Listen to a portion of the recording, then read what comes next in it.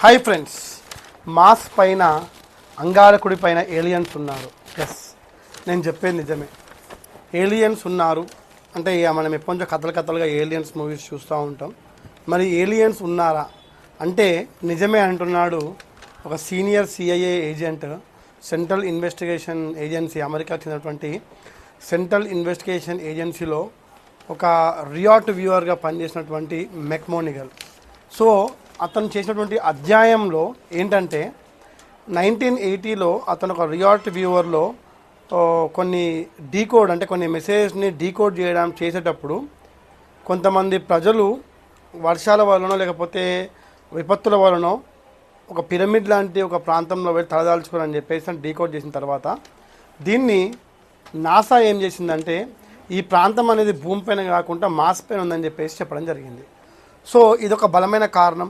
అలాగే మెక్మోనికల్ ఏంటంటే ఆ సందేశం కూడా వచ్చింది మాస్ నుంచి అని చెప్పడం. ఆ తర్వాత రీసెంట్గా యూరోప్కి చెందినటువంటి యూరోప్ స్పేస్ ఏజెన్సీ వాళ్ళు ఒక టీజీఓ అనే ఒక పరికరం ద్వారా వాళ్ళకి అంగారకం నుంచి ఒక మెసేజ్ని తీసుకున్నప్పుడు వాళ్ళ రోవరు 16 మినిట్స్లోనే భూమికి పంపించడం జరిగింది.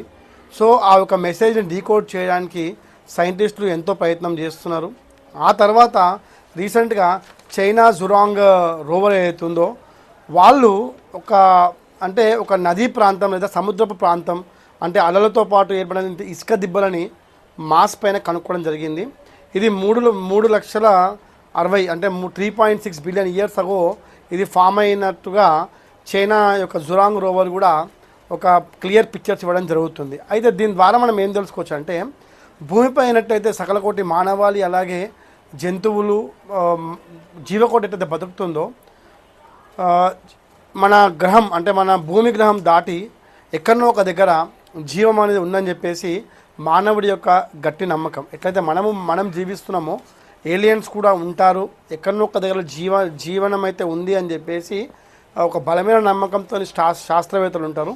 సో దీనికి బలం చేకూర్చడంలోనే ఈ సిఐఏ మెక్మోనిగల్ మాత్రం ఖచ్చితంగా ఏలియన్స్ ఉన్నారు అని చెప్పేసి చెప్పడం జరిగింది.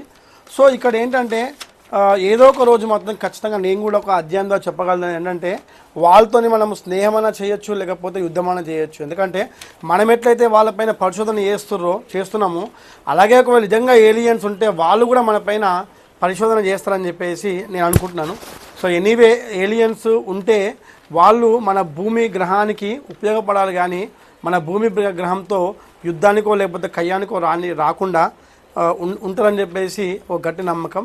సో ఎవరికైనా సరే ఏలియన్స్ గురించి మూవీస్ కానీ ఏలియన్స్ సంబంధించిన మూవీస్ కానీ మీరు చూస్తే ఆ మూవీ పేరు కమెంట్లో పెట్టండి. అలాగే మీకు ఏమైనా ఏలియన్స్ గురించి తెలిస్తే అంటే ఏలియన్ సమాచారం తెలిస్తే కూడా కమెంట్ బాక్స్లో పెట్టండి. మీ కమెంట్స్ చదివి నేను రిప్లై ఇస్తాను. Signing off. Thank you very much. Your Srikanth Ankam.